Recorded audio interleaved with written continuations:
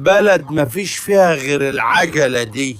يلا هو نطلع بأي حاجة أحسن الحالة جيم والجيب ما أشفر. يا نهار اسود، العجلة راحت فين؟ دي كانت لسه واقفة هنا من شوية. سرقة عجلة؟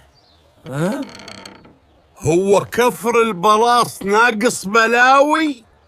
بلغوا المديرية حالا. والنبي ما سرقتها، دي كانت ماشية ورايا. ودقونا على أي محامي وخلاص. المهم الواد يطلع.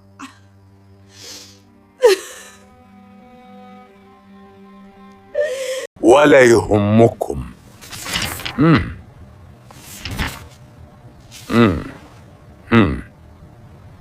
دي قضية سهلة خالص،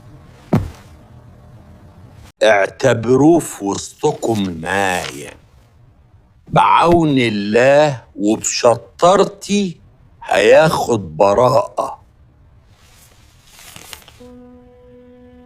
نفتح الجلسة. قضية سرقة عجلة. محامي المتهم موجود معانا. اتفضل يا أستاذ هنا أمامي.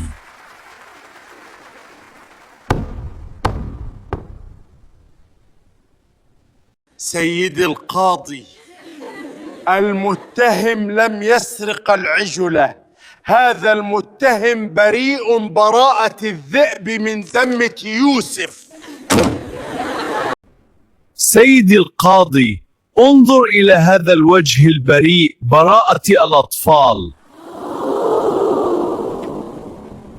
الفلاح البسيط ده كان راكب حماره ومحمل برسيم وراجع لبيته، وإذا بعجلة صغيرة تمشي وراه وتأكل من البرسيم الذي يحمله على الحمار، حتى إذا دخل بيته دخلت وراه البيت، وعند ذلك اتهمه أصحابها بسرقتها. أنت بتتكلم عن إيه يا أستاذ؟ المتهم اللي حضرتك بتترافع عنه متهم بسرقة دراجة، يعني بسكلتة. والله حضرة القاضي، المتهم سرق عجلة مش بقرة صغيرة باسكل.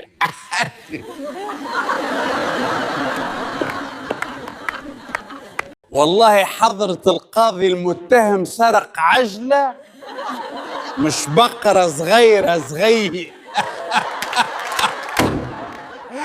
بايسكل مع أهل. ده أنا طلعت كروديا يا جدعان. سعادتك احكم عليه بالسجن المشدد، وانا قدام عدالتكم هقلع روب المحاماة وهشتغل بياع ترمس. حكمنا على المتهم يلبس روب المحاماة مكان الأستاذ بياع الترمس.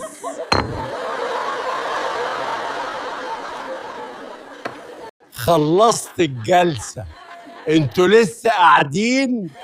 قوموا روحوا، بس اعملوا لايك وشير واشتركوا في القناة.